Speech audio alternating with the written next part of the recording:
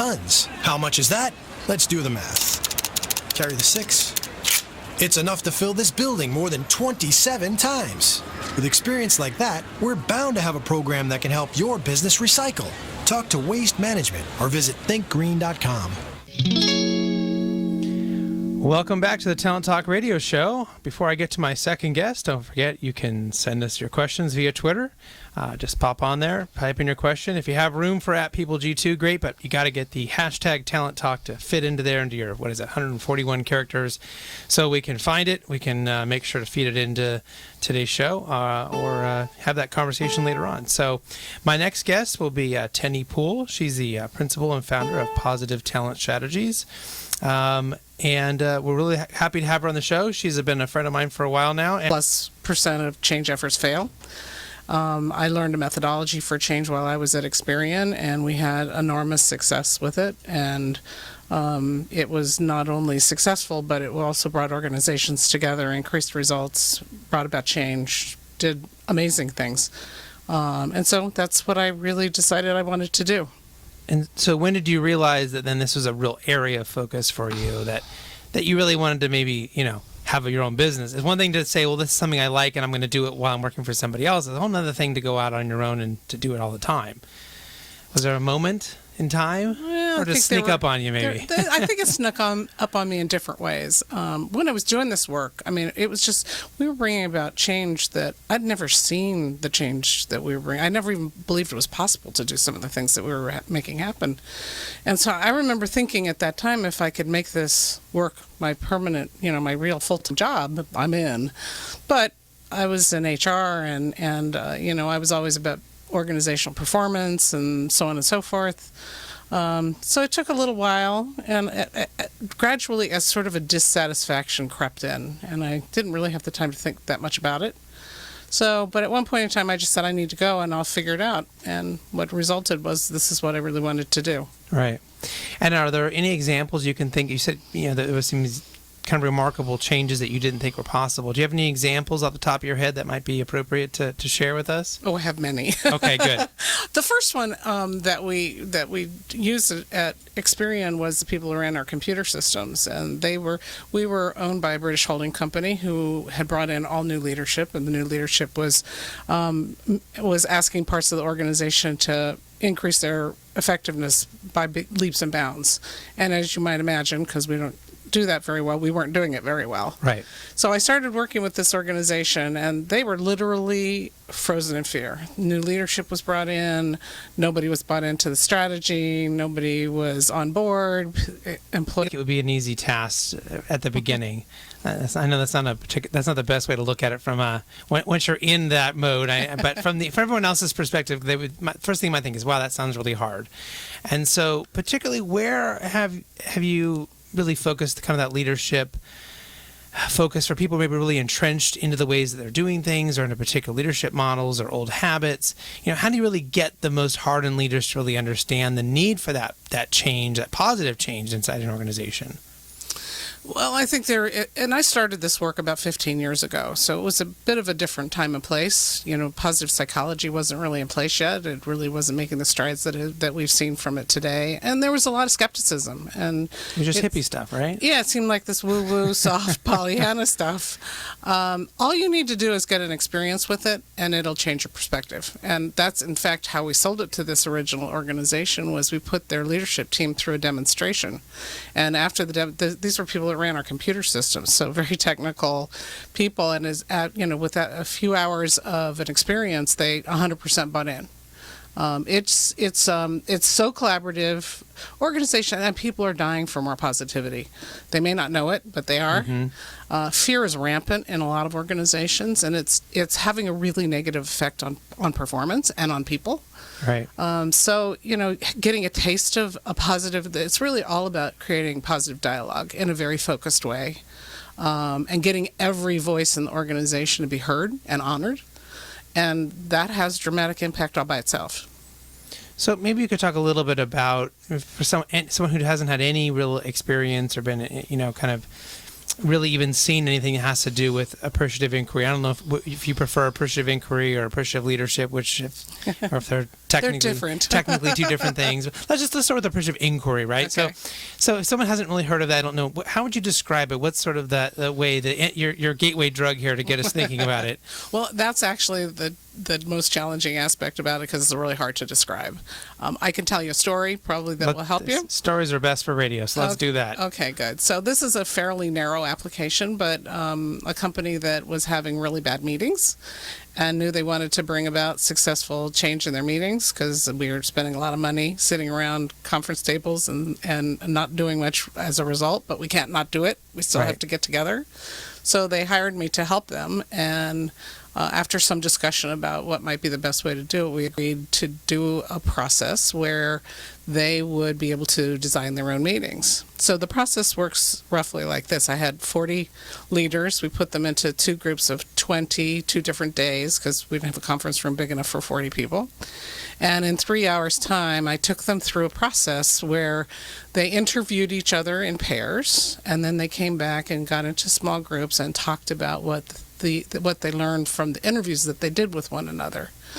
They got into small groups of 4s or 6s, and if Chris, if I had interviewed you, I would, in the small group, tell your stories in the interview to the group, and you would tell mine, and then out of those stories, we would look for, which is a little bit of a different term, but root causes of success. So the first question was, tell me about the best meeting you've ever been in. So we look at what's working. That's the first thing that we start with. Right. So at the end of the day, I had 40 stories of the best meetings anybody's ever been in. That's very rich data. And then we look for the root causes of success for those stories and those meetings. And then we decide which ones are most important. Then there was a commitment question, just because if we could get people to say they're committed, they'll be more committed. And the last question is a future-focused question. It's an imagine what could be in the future. And it was, if we won an award in Orange County for the best meetings in Orange County, say the Orange County Business Journal was going to give out an award, what would our meetings look like? So I had 40 stories of if we hit the ball out of the park, what would it look like? So there's a lot of rich conversation, and the group of people who walked in the door to begin with were like, oh my goodness, I'm coming to a meeting for 3 hours to talk about meetings. Oh, meeting about meetings, right? Just kill me now. But by the time they did their interview and they started debriefing what was in the interviews, I was shocked at the level of energy in the room. They were about bouncing off the walls, and I'm like, wow, that's a lot for meetings. How can anybody be that excited? One guy says, when we get this right, it's just the way we roll. And people were excited about the innovations that were coming out in the future focus questions. And there was just a ton of commitment and energy that was in the room. I had done best practices research because I thought they might be interested, and we had time, so I shared it. Every piece of the best practices, I had 3 different sources, everything listed there was in their stories, which was really cool because if we tap into the collective wisdom of our organization, it's kind of shocking what we can find. Right. So we got a group of people. I got a bunch of representatives from the first group of 20 and some from the second group of 20, and together they put together the most creative design for meetings I've ever seen. Well, and what you're kind of describing, and you said it very early on, and this is what I always have kind of grabbed onto. It's the what's working type of a way to look at things, instead of what's the problem or how can we fix the problem or let's dissect the problem. It's what's working, what's going well, how can we do that better, how can we do more of that.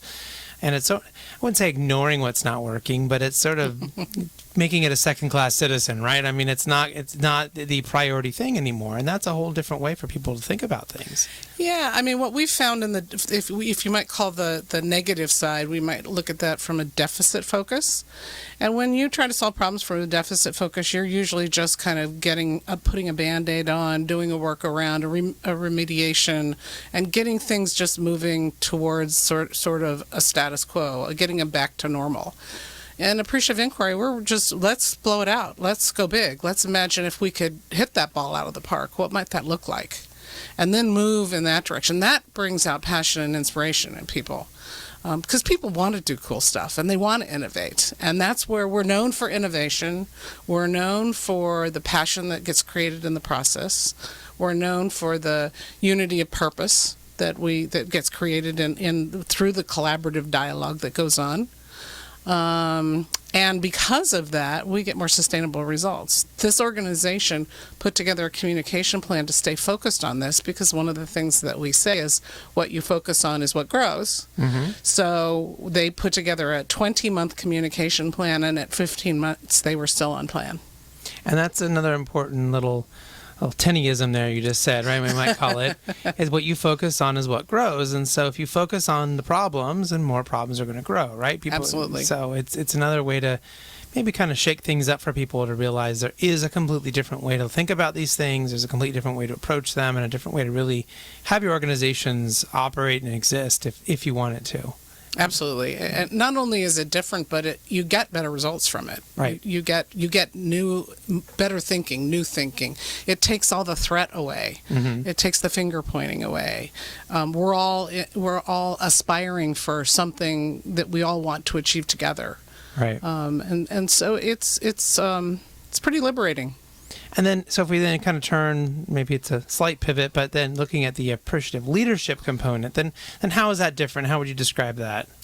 Well, interesting, the way it came about, the class that I teach, the way it came about was this first group of people at Experian, the people that ran our computer systems. I mean, the outcomes of the work that we did with them were beyond their wildest expectations. They were really, really excited. I bet you over 50% of the people in that room had their resumes out looking for jobs, because Right. it was that unpleasant. That totally changed as a result. People were excited and engaged, and non-exempt employees were running major teams in the organization and bringing about amazing innovations. But then one of the things that came about was a training program. It was a 13-month training program on company time, paid for by the company, to help the existing employees develop the skills that were necessary to perform at the higher level. Took a few months to put it together, and by the time it was put together and we were getting ready to announce it, the leader was going to put an accountability policy on it. And I'm like, what's that? And he said, well, good leaders hold their people accountable. And I got to tell them that if they don't take the training and complete the training, we'll fire them. And I'm like, this is a gift you're giving to them that they asked you for. I don't think you need to do that. And we really pleaded with him not to do it. But he said, that's what good leaders do, and I'm going to do that. And it blew up in his face, and he had to retract it. So my partner in crime and I looked at each other and said, they're all command and control style leaders. And this is really an exercise in distributed leadership. It's about giving the change away to the people and allowing them to help you to decide what's necessary to make the change happen. You can't come back in later and try to grab back your control as a command and control style leader. We realized that all of the these were all command and control style leaders, and they were great people. They were enthusiastic, excited about what was going on, but they didn't know any other way to lead. So we came up with an approach to training them and getting them to collaborate on what they wanted from leadership that was built on inspirational leadership rather than command and control style leadership. That's where the leadership came from. And that might be one of the most important things to realize, is that people don't have this basis of knowledge to be able to go back and say, well, I'm going to do it a different way. They've learned one way, whether it was from how their parents raised them or how their managers taught them when they started off. It was all, that's what they knew. And so you expect them to do something different, but they haven't been taught. It's like saying, Absolutely. Go write in Spanish. I don't know Spanish. Right. Spanish would be a better way to communicate. Well, I don't know Spanish. Well, and I don't know why organizations think that leaders are just born, because there's very little training. A few natural, maybe, charismatic people, but actual real leaders that are taught, right? But even those people, even the charismatic leaders, can learn skills. Absolutely. And they can learn perspectives. And if our images, and that's another thing we believe in appreciative inquiry, we move in the direction of the images that we hold. If our image about leadership is truly, whether we want to call it that or not, it's command and control, that's the way we're going to lead. And so this was really about creating a dialogue that helped them see and image a different approach to leadership that was more what I would call unleashing talent rather than trying to control it. And it was transformational for them. And we have the benefit now. That was maybe 10, 12 years ago. We now have so much more information about human behavior from the positive psychology perspective, neuroscience, and all of the amazing research that's been, coming out in the last 10 years or so. We know so much more about human behavior than we did then. Right. And hasn't that been a big boost for this the positive inquiry movement, that really the brain science has really come back and said, yeah, this is right. This is what you're supposed to be doing. And I mean, maybe that grew out of a psychology standpoint, but from a neurological standpoint, now the kind of the basis, the evidence has now come back and said, yeah, this is it. They're both saying almost exactly the same thing. Right. It's just they're approaching it from slightly different perspectives. I think it is helping, but the part of the challenge that we face is that some of the more senior executives in larger companies grew up in a command and control style leadership, whether they knew it or not, and worked for them. So there are a lot of people who still believe in fear in leadership, who still believe in control, and who still believe about cracking the whip rather than unleashing the talent. Right. Right. So, I know sometimes people come to your events or conferences that you hold from time to time, and they might be an individual in an organization. So let's say they're going back to an organization that's not necessarily doing the things that you're talking about. So how impactful can that person be inside an organization that maybe is doing command and control, or, maybe it's not that bad. Maybe it's not over the top fear, but, they're sort of normally operating and things go okay, but can someone really come in and on their own be a real difference for the company? That's a great question. I think it's hard to do it that way. I'm a big believer in having a number of people. First of all, it's kind of hard to be a lone soldier, to be the only one doing and saying things a particular way. Unless maybe the CEO, right? If you're the only one there, true. Right? But if you're the assistant IT tech, right, or something, right? Absolutely. Yeah. So coming in the middle is hard. You're exactly right. Although, being a role model can make a difference, and it is positive. So I think it has, it's contagious in many regards, and results prove the matter better than anything. So if a person does come to this and they can establish better results and they have their people are out producing other people, then that will stand for itself. But I don't think that's the easiest or the best way. I like to do this with whole teams of leaders and have them discuss together, what does great leadership look like?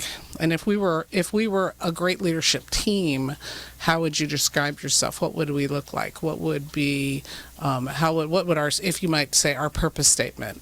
How would we describe our leadership? And having people talk on that level for maybe 8 or 10 hours we just never do that. People never talk about leadership at that level. And in my mind, there's almost nothing more important in an organization than how we lead. Right. So, I guess then if you have a group of people at least that are trained or know kind of this, and they can start to impact the company, and I guess maybe at some point it might seep in, the leaders might, take notice or get training. What's the impact that you start to see on things like employee engagement or organizational development? Well, we just know that people perform better when they're in a positive state of emotions, and that's one of the things that we've gotten out of the positive psychology movement. People have more access to more of their talents when they're in a positive state. So if we have organizations that have predominantly fear-oriented cultures, first of all, when you're in a state of fear, you don't collaborate very well. You're in a survival mode. Your survival mechanism has been kicked off. And when you're in a survival mode, it's all about you. Right. So you don't connect with other people very well. And if you don't connect with other people very well, you're not going to collaborate or team very well. We also know that when you're in a survival mode, you don't innovate. You don't need to. It's all about, this ancient part of our brain, which is what kicks us into survival mode, still thinks that we're running away from saber-toothed tigers. Right, it's that lizard mode, right? It's the lizard brain, absolutely. And if that's the case, then we don't need to be particularly innovative in running away from saber-toothed tigers. But if we want change and we want innovation... Find a hole and hide, right? Right.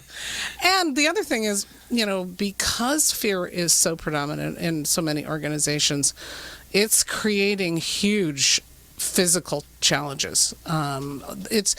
What happens is this is not a cognitive response that people go through. This is what happens when you're in a fear response is different chemicals are produced in your body, and it causes physiological changes in your body. It's not a choice that you make. You might be able to manage some of those if you are skilled at learning how to do that, and you can see them coming. But it's not like, oh, I'm going to be fearful today. It's your body chemistry is different, and the woman who wrote the book Positivity, her name is Barbara Fredrickson, one of my favorites. She said we're literally living in a different chemical stew when we're in a state of negative emotions as opposed to when we're in a state of positive emotions. Yeah, absolutely. You can sometimes sense it with people that have been maybe living in that stew for a long time. You can just feel how differently they think and how they interact and how they perceive things differently, most of the time very inaccurately, in my opinion, of what's going on around them. It's an over-response, generally speaking. Right. When we're in that negative frame, we tend to see everything in a heightened negative response. Mm-hmm. And it's self-perpetuating because right. So it's sort of interesting, all the things that we've learned of, there's some very interesting stuff that you can get out on the Harvard Business Review about the neurochemistry of positive conversations versus negative conversations. When you have a negative conversation with somebody, it stimulates different chemical production. Mm-hmm. The stuff that we were just talking about.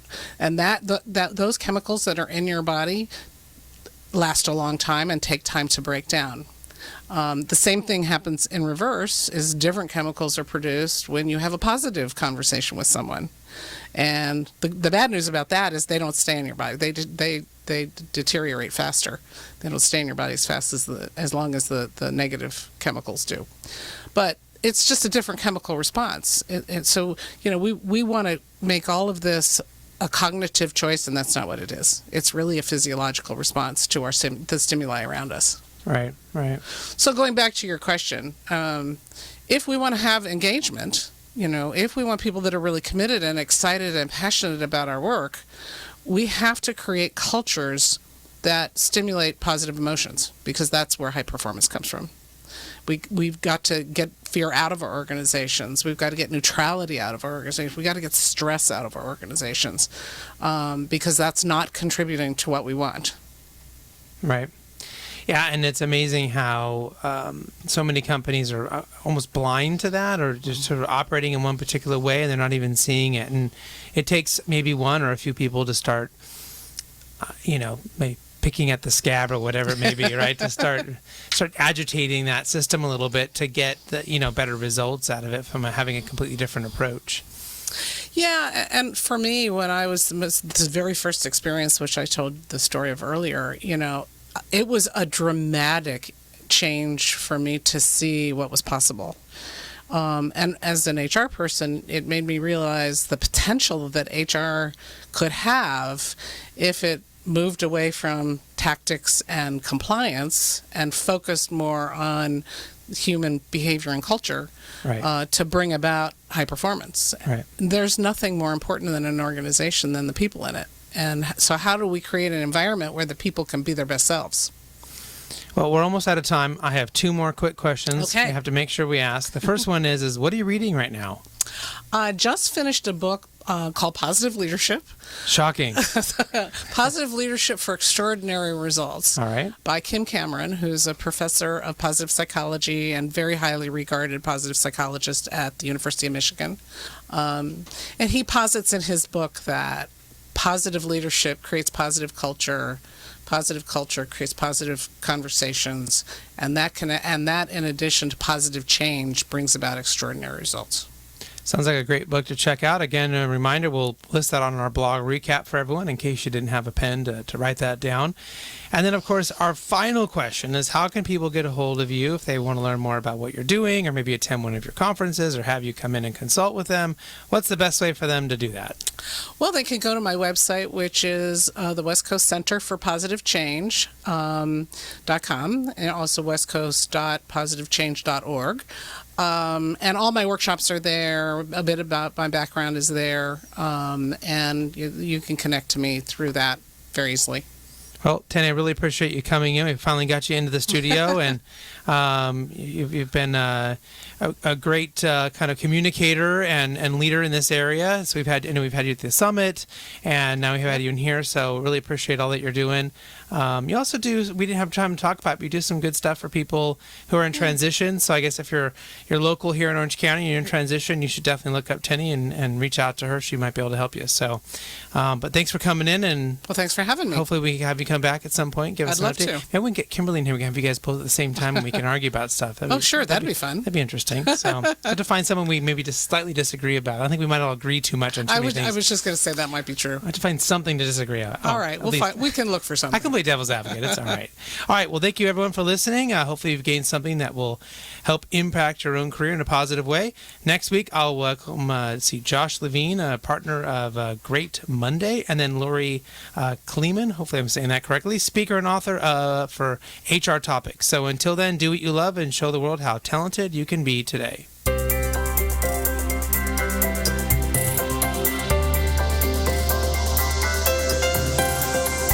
You've been listening to Town Talk Radio Show, brought to you by People G2.